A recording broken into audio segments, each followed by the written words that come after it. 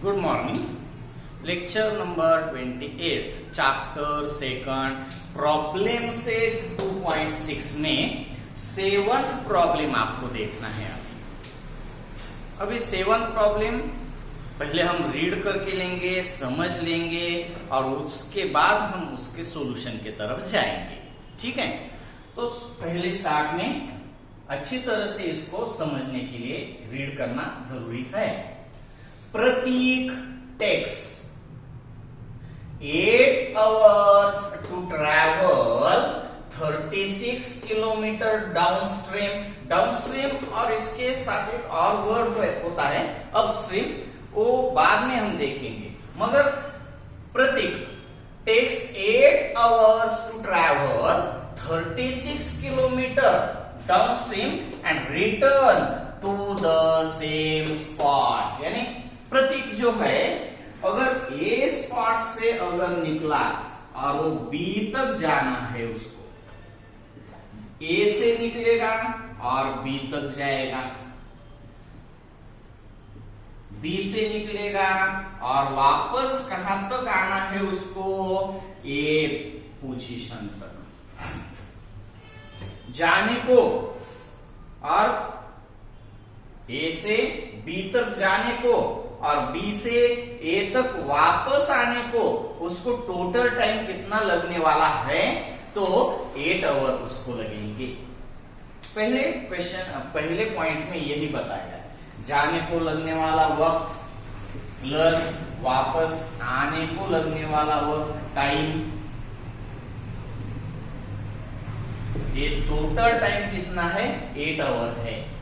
तो आपको एक इक्वेशन मिल जाएगा। मगर जाने को कितना वक्त लग गया ये भी आपको मालूम होना चाहिए, वापस आने को कितना वक्त लग गया ये भी आपको मालूम होना चाहिए, तभी आप इन दोनों का एडिशन 8 है ऐसा कह सकते हैं और ये आपका इक्वेशन बन जाएगा। मगर आपको जरूरी है जानना कि जाने को कितना वक्त लगा और वापस आने को कितना वक्त लग गया। तो पहली कंडीशन ये अभी हम नहीं सोचेंगे, अभी आप डाउनस्ट्रीम जो वर्ड है इसका मीनिंग मैं आपको बताना चाहूंगा। अब ये डाउनस्ट्रीम तो है, डाउनस्ट्रीम जो होता है और उसके साथ दूसरा एक वर्ड है अपस्ट्रीम, ये दोनों आपको समझने के लिए आगे प्रॉब्लम में जो दी गई हुई बात है वो भी इंपॉर्टेंट होगी। The speed of boat in still water is 12 kilometre per our. यानी प्रतीक ए से बी तक तो जाएगा, मगर किस रूट से जाएगा, वाटर की रूट से जाएगा, वाटर रूट है उसका। ए यहाँ पे उसकी बोट है और ये बोट से ए से बी की तरफ जाएगा पहले तो, और बी की तरफ बी के पोजीशन पर पहुंचने के बाद वो वहां से वापस आएगा बोट से ही। समझ में आता है ना, बोट से ही वो वापस आ जाएगा ए की तरफ। अब आपको एक बात समझ लेनी है डाउनस्ट्रीम की और दूसरी जो है वो अपस्ट्रीम की। अगर समझ लीजिए ये क्या है, वाटर है, वाटर में ए पोजीशन से बी तक वो पहुंचने वाला है, बी से वापस ए तक आने वाला है, उसको आने का है। अब दो बातें यहां पे आपको समझ लेनी है। एक तो वाटर की भी कुछ ना कुछ तो स्पीड होनी चाहिए। हाँ, अगर रिवर है और ओशियन है तब एक जो वाटर है एक ही जगह पर नहीं ठहरता, वो एक जगह से दूसरी जगह फ्लो होता रहता है। हाँ, तालाब है तो तालाब में का जो वाटर है वही के वही रहेगा, उसकी स्पीड ज्यादा तो नहीं दिखेगी, मगर कुछ ना कुछ तो होगी। यहाँ का वाटर उधर जाएगा, जैसे एयर इधर के उधर होती है, वैसे उस तालाब में का भी पानी इधर का उधर हो जाएगा। मगर आपको समझ लेना है रिवर में का वाटर या फिर ओशियन में का वाटर, ओशियन में का जो वाटर है, रिवर में का वाटर है, एक जगह नहीं ठहरता, यहाँ से वहां दूसरी जगह जाता रहता है। तो उस वाटर की भी कुछ ना कुछ सेल्फ वाटर की भी कुछ ना कुछ तो स्पीड होनी ही चाहिए। और आपको क्वेश्चन में भी पूछा गया है find the speed of water current, यानी दो स्पीड यहाँ पे आपको लेनी है, एक तो बोट की स्पीड और दूसरी जो है वो वाटर की स्पीड। बोट की स्पीड आपको बताई गई है। इस बोट की स्पीड क्या है? Speed of boat 12 kilometre per our. Speed of boat 12 kilometre per our. और वाटर की स्पीड में आपको पूछी गई है, तो हम ये वाटर है ना, तो स्पीड ऑफ वाटर सपोज करेंगे x किलोमीटर पर आवर। ये सॉल्यूशन के पहले जो डिस्कशन है इस पे आप जरा जोर से ध्यान दीजिए। यहाँ पे ये आपको इक्वेशन कैसे बन जाता है इसकी इंफॉर्मेशन में आपको उसी के लिए ये सब बता रहा हूं। तो अगर आप इक्वेशन बनाना चाहते हैं तो आपको इस डिस्कशन पे ज्यादा जोर देना पड़ेगा। अभी और थोड़ा देर है, थोड़ी देर में आपको समझ में आ जाएगा कि किस तरह से इक्वेशन बन जाएगा। अब मेन है डाउनस्ट्रीम, आपको समझ लेना है डाउनस्ट्रीम। मैं डाउनस्ट्रीम आपको समझाने जा रहा हूं। अब आप समझ लीजिए, पहले तो वाटर इस तरफ जा रहा है, वाटर का डायरेक्शन ये इधर है। अगर बोट भी इसी डायरेक्शन से आगे जाती है, सिंपल है ना, वाटर की डायरेक्शन अगर इधर है, वाटर इस डायरेक्शन से जा रहा है आपके राइट में, और अगर बोट भी उसी डायरेक्शन से जा रही है, तो बोट की स्पीड जो है वो डाउनस्ट्रीम कंडीशन से नापी जाएगी। डाउनस्ट्रीम कंडीशन, इसको हम डाउनस्ट्रीम कंडीशन कहेंगे। किसको कहेंगे डाउनस्ट्रीम कंडीशन? जिस डायरेक्शन में वाटर जा रहा है उसी डायरेक्शन में अगर आपकी बोट जा रही है तो क्या होगा? इस कंडीशन को हम डाउनस्ट्रीम कंडीशन बोलेंगे। और अपस्ट्रीम आपको समझ में आ गया होगा। अब क्या होगा? इधर से वाटर इधर जा रहा है राइट में, और इधर से अगर बोट वापस आ रही है, यानी उनकी डायरेक्शन कैसे हो जाएगी? Opposite direction. उस कंडीशन को आप कहेंगे अपस्ट्रीम कंडीशन। समझ में आता है ना? डाउनस्ट्रीम और अपस्ट्रीम। डाउनस्ट्रीम में जिस डायरेक्शन में वाटर फ्लो हो रहा है उसी डायरेक्शन में अगर आपकी बोट जाती है तो डायरेक्शन ऑफ वाटर और डायरेक्शन ऑफ बोट दोनों सेम हो गए, तो इस कंडीशन को आप डाउनस्ट्रीम कंडीशन कहेंगे। और दूसरी कंडीशन कौन सी है? अपस्ट्रीम। अगर वाटर का डायरेक्शन और बोट का डायरेक्शन अगर अपोजिट है तो उसको आप क्या कहेंगे? Upstream condition. अब आप समझ लीजिए, अपस्ट्रीम और डाउनस्ट्रीम में और एक बात मैं आपको बताने जा रहा हूं, वो बहुत जरूरी है। देखो, अगर डाउनस्ट्रीम में पहले देखेंगे, अगर वाटर इस डायरेक्शन में जा रहा है और बोट भी इसी डायरेक्शन में जा रही है, तो बोट का जो स्पीड है 12 किलोमीटर पर आवर, उसके साथ ये पानी का स्पीड भी ऐड हो जाएगा। पानी भी बोट को आगे आगे आगे आगे ज्यादा लेके जाएगा। जितना वाटर का स्पीड है उतना वो ज्यादा लेके जाएगा। अगर वाटर का स्पीड x किलोमीटर है और बोट का स्पीड अगर 12 किलोमीटर है, तो डाउनस्ट्रीम कंडीशन, इधर ही वाटर अगर जा रहा है, इधर सपोज करते हैं इसी डायरेक्शन में, तो ये हो गया डाउनस्ट्रीम कंडीशन। डाउनस्ट्रीम कंडीशन में स्पीड क्या हो जाएगी? फिर speed of boat in downstream condition. Downstream में बोट की स्पीड तो है ही, प्लस वाटर की स्पीड भी उसमें ऐड हो जाएगी, यानी डाउनस्ट्रीम में बोट की स्पीड कितनी हो जाएगी, खुद की 12 प्लस वाटर की x। समझ में आता है ना आपको? 12 प्लस x किलोमीटर स्पीड से डाउनस्ट्रीम में बोट आगे फ्लो होती जाएगी, आगे आगे जाती रहेगी। अब उसके अपोजिट होगा अपस्ट्रीम में। अपस्ट्रीम में क्या होगा, वाटर तो राइट में जा रहा है और ये आपकी बोट जो है वो लेफ्ट में आ रही है, तो इनका जो स्पीड है, इस कंडीशन को आप कौन सी कंडीशन कहते हैं, डाउनस्ट्रीम कंडीशन। डाउनस्ट्रीम में फिर क्या होगा, बोट तो जाएगी 12 किलोमीटर इधर से इधर, मगर वाटर उसको क्या करेगा, रोक देगा। पूरी तरह से रोकेगा नहीं। अगर दोनों की स्पीड एक ही होगी, बोट की भी स्पीड 12 और वाटर की भी स्पीड 12, तो वही के वही रह जाएगा। इसके लिए बोट की स्पीड आपको बढ़ानी होगी, 20 करनी होगी, 12 से ज्यादा लेनी होगी।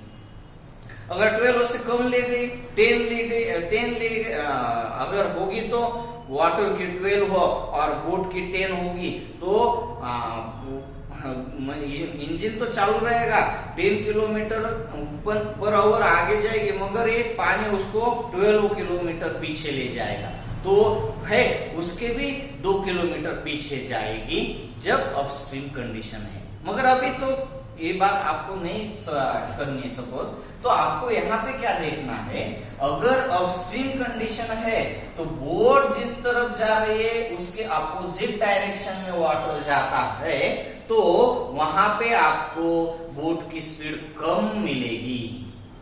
डाउनस्ट्रीम में क्या होता है, बोट की स्पीड प्लस वाटर की स्पीड, तो इसमें क्या होगा, बोट की स्पीड माइनस वाटर की स्पीड। अपस्ट्रीम में 12 माइनस x किलोमीटर इस क्या बोलेंगे आप, 12 माइनस x किलोमीटर स्पीड, हाँ स्पीड से बोट चलेगी। ठीक है, आपको ये समझ लेना है, अपस्ट्रीम में क्यों 12 plus x kilometre per our से बोट चलेगी, स्पीड होगी, और डाउनस्ट्रीम अपस्ट्रीम में यह 12 माइनस x किलोमीटर क्यों हो जाती है बोट की स्पीड। ये आप दोनों बातें अच्छे से समझ लीजिए, क्योंकि आपको ये जरूरी है, आगे यानी इसी प्रॉब्लम में आगे आपको इसकी जरूरत पड़ने वाली है। तो आप ये दो बातें अच्छे से समझ लीजिए। जब भी बोट रिवर में या फिर ओशियन में डिस्टेंस कवर करती है, तो सिर्फ बोट के स्पीड पे उसका डिस्टेंस कवर होना डिपेंड नहीं होता है। अगर वो बोट वाटर की डायरेक्शन में जा रही होगी तो उसको आप डाउनस्ट्रीम कहेंगे, उस वक्त बोट की स्पीड प्लस वाटर की स्पीड उसमें ऐड हो जाएगी, तो उसको ज्यादा स्पीड से आगे जाएगी बोट। और अपस्ट्रीम में जैसे कि वाटर राइट में जा रहा है और बोट राइट से लेफ्ट में आ रही है, तो उन दोनों का डायरेक्शन अपोजिट हो जाएगा, और डायरेक्शन जब अपोजिट होगा तो बोट जैसे जैसे आगे आएगी वैसे वैसे पानी उसको रोक देगा, जितनी स्पीड है वाटर की उतना ही रोक देगा। तो उसमें अपस्ट्रीम में बोट की स्पीड जो हो जाएगी वो 12 minus x kilometre per our हो जाएगी। अब आपने यहाँ तक तो देख लिया है, उससे पहले जो है 8 hours to travel 36 kilometre downstream and return to same spot, ये अभी हम नहीं लेंगे। अभी हम सॉल्यूशन में जाएंगे। सॉल्यूशन में जाने के बाद आपको जब वो कंडीशन आएगी तब मैं दोबारा से समझाऊंगा। तो पहले स्टार्ट में क्या देखते हैं, सब देख लो, आप अच्छे से देख लो, समझ लो। सॉल्यूशन में आप सबसे पहले सपोज करेंगे कि वाटर की स्पीड x किलोमीटर है। Let the speed of water is equal to x kilometre per hour. And आपको मालूम क्या है, बोट की स्पीड मालूम है आपको, तो आप वो भी लिख दीजिए, the speed of boat in still water है। स्टिल वाटर में बोट की स्पीड बताई गई है वो हम स्पीड ऑफ बोट की लिखेंगे 12 किलोमीटर पर आवर। अब आपको क्या मालूम हो गया, जब बोट डाउनस्ट्रीम की तरफ जाएगी तब उसकी स्पीड 12 प्लस x किलोमीटर हो जाएगी, बोट प्लस वाटर की स्पीड। अब जब अपस्ट्रीम में आएगी, जाना भी है और वापस आना भी है, तो डाउन भी हो गया और अप भी हो गया। डाउनस्ट्रीम भी इसमें यूज करनी होगी आपको और अपस्ट्रीम भी आपको इसमें यूज करनी होगी। तो अभी हम speed of boat in downstream condition भी फाइंड कर लेंगे और speed of boat in upstream condition में भी हम फाइंड कर लेंगे, जो कि आपको मैंने पहले ही समझा दिया है। यहां पे मैं डायरेक्ट लिख देता हूं। Now the speed of boat in downstream condition, कौन से कंडीशन में, डाउनस्ट्रीम कंडीशन में स्पीड, बोट की स्पीड आपको मिल जाएगी 12 plus x kilometre per hour and the speed of boat in upstream condition is equal to 12 minus x kilometre per hour. ये दोनों भी बातें हमने पहले डिस्कशन में ले ली। अब इसके आगे का जो है वो आपको समझना है। ये मैं इधर समझाऊंगा और फिर यहीं से लिखना शुरू कर दूंगा, समझाऊंगा वो इरेज कर दूंगा और इसके आगे लिखना हम शुरू कर देंगे। अब आपको समझना क्या है, इसके आगे जो प्रतीक है वो डाउनस्ट्रीम कंडीशन में कितने किलोमीटर जाने का है, उसको कितना डिस्टेंस कवर करना है उसको, तो 36 किलोमीटर। ए से वो बी तक जाने वाला है, ए से बी तक ये वाटर की डायरेक्शन है और ये बोट जो है वो बोट इधर जा रही है, यहां तक तो जाना है। उसको जाने के लिए कितना किलोमीटर डिस्टेंस कवर करना पड़ेगा, 36 किलोमीटर डिस्टेंस। अब जाने को इसका कितना वक्त लगेगा ये आपको मालूम करना है, जाने को कितना वक्त लगेगा उसको। और वो वक्त फाइंड करने के लिए यानी टाइम फाइंड करने के लिए आपको टाइम का फॉर्मूला मालूम होना चाहिए। टाइम का फॉर्मूला क्या है, time equal to distance divided by speed. तो ए से बी तक जाने के लिए उसको कितना वक्त लगेगा, distance 36 kilometre divided by speed. तो जाने की स्पीड यानी डाउनस्ट्रीम स्पीड आपको मालूम है 12 plus x kilometre per our. तो उसको जाने के लिए 36 divided by 12 plus x kilometre hours लगेंगे। ये टाइम है तो आवर्स लगे जाएंगे इसको। ए से बी तक जाने का टाइम आपको मिल गया, time taken to downstream condition, downstream condition में जाने के लिए लगा हुआ वक्त। अब आप अपस्ट्रीम में देखेंगे तो बी से वो कहां जाने वाला है, ए की तरफ। ए की तरफ जब जाएगा तब भी आपको मालूम है कि उसको 36 किलोमीटर बी से ए तक का सफर तय करना है, डिस्टेंस कवर करना है। तो 36 किलोमीटर उसको वापस आने के लिए कितना वक्त लग जाएगा, तो 36 किलोमीटर डिवाइडेड बाय उसका जो स्पीड है वो स्पीड अपस्ट्रीम की स्पीड 12 माइनस x किलोमीटर और उसका टाइम कितना हो जाएगा 36 divided by 12 minus x hour. आपको ये समझ लेना है कि जाने को उसको कितना वक्त लग गया 36 divided by 12 plus x hour, और आने को कितना वक्त लगने वाला है उसको 36 divided by 12 minus x hours. अब आपको मालूम है जाने को और वापस आने को उसको कितने आवर्स लगे हैं 8 आवर्स। तो आपको आपका इक्वेशन तैयार हो जाएगा, बन जाएगा जाने का वक्त प्लस आने को लगा हुआ वक्त equal to total time 8 hours. तो आपको ये समझ लेना है, जाने को 36/12 प्लस x आवर्स लग गए और आने को 36/12 माइनस x आवर्स लग गए। इसके हिसाब से हम इक्वेशन तक पहुंच जाएंगे और इक्वेशन अगर आपको मालूम हो जाता है तो आप इक्वेशन सॉल्व कर सकते हैं। अभी तो क्या लिखेंगे हम, नाउ। अब आप लिख सकते हैं, अगर आपको मालूम नहीं है तो टाइम का formula, time equal to distance divided by speed. Time taken to travel 36 kilometre in downstream condition. Downstream में 36 किलोमीटर डिस्टेंस कवर करने के लिए लगा हुआ वक्त, तो कितना हो जाएगा 36 divided by 12 plus x hour. इतना वक्त उसे जाने को लगा डाउन स्ट्रीम कंडीशन। अब आने को भी उतना ही वैसे ही हम फाइंड करेंगे।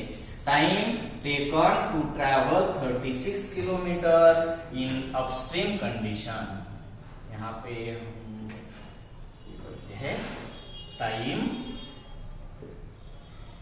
Taken to travel 36 kilometre in upstream condition. 36 divided by 12 minus x hour, इतना उसको आने को वक्त लग गया, ऐसे सपोज कर लेते हैं। ठीक है। Now Prateek takes 8 hours to travel 36 kilometre downstream and return to the same spot, यानी जाने को और वापस आने को उसको 8 आवर्स लग गए। ये कंडीशन है आपके पास, तो मैं लिख दूंगा बाय कंडीशन।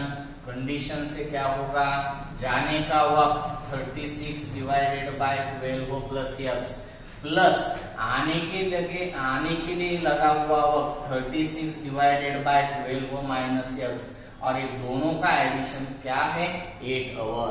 तो एक इक्वेशन आपको मिल गया, इसको सिंपल करना है। अगर क्वाड्रेटिक इक्वेशन बन जाए तो क्वाड्रेटिक इक्वेशन से सॉल्व करेंगे, सॉल्व तो कर लेना ही हम करेंगे, यहाँ पे जगह है तो कर लेते। अब देखो आप 12 प्लस x है और 12 माइनस x है, तो दोनों का बेस सेम नहीं है, इसलिए हम सीधा इनका एडिशन नहीं कर सकते। आपको क्या करना होगा, cross multiplication. 36 of 12 minus x, ये पहला cross multiplication, plus second cross multiplication 36 of 12 plus x divided by, ये दोनों का मल्टीप्लीकेशन होगा 12 plus x into of 12 minus x equal to 8। 36 of 12 minus x, 36 into 12 432 होता है, आप करके देख लीजिए। माइनस 36 इंटू x 36x, समझ में आता है? आप 36 इंटू 12 का मल्टीप्लीकेशन 432 आता है, देख लीजिए। ठीक है, प्लस 36 से इस ब्रैकेट को भी मल्टीप्लाई करना है। 36 into 12 432 plus 36 into x 36x divided by, ये आपको समझ में आ गया होगा, a प्लस बी और a माइनस बी है a plus B into a minus B का क्या होगा, a square minus B square. ये बहुत पुराना रूल है, अभी भी हमने लिया है, 6, 7 से भी आपको मालूम। जो पुरानी बातें है ना, वो आपको याद रखनी ही चाहिए। तो क्या होगा, a स्क्वेयर यानी 12 का स्क्वेयर 144 माइनस बी स्क्वेयर यानी x का square x square equal to 8 plus 36 और minus 36 get 0। 432 plus 432 864 divided by 8 मैं ले लूंगा, और ये इधर का डिनोमिनेटर का अपोजिट में न्यूमरेटर में दिखेगा मुझे। तो 864 divided by 8 equal to 144 minus x square. इसका कैलकुलेशन 108 आ जाएगा।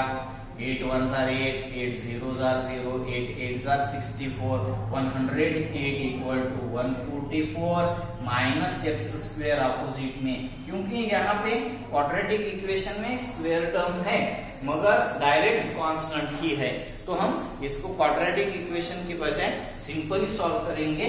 माइनस एक्स स्क्वायर क्या होगा, प्लस एक्स स्क्वायर, 144 माइनस 108 का calculation, x square equal to 36, तो एक्स की वैल्यू क्या आ गई आपकी 6, यानी एक्स आपने जो सपोज किया है the speed of water is 6 kilometre per our. आप फुल फॉर्म में आंसर लिखना मत भूलिए।